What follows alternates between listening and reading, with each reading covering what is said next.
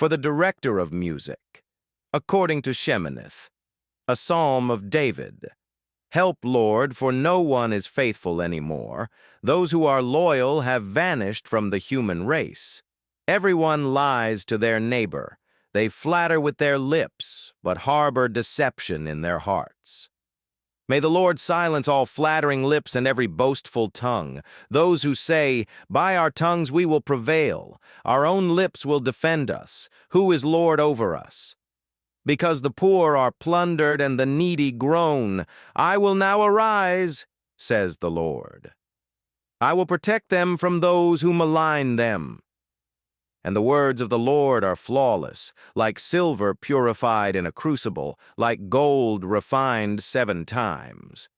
You, Lord, will keep the needy safe and will protect us forever from the wicked, who freely strut about when what is vile is honored by the human race.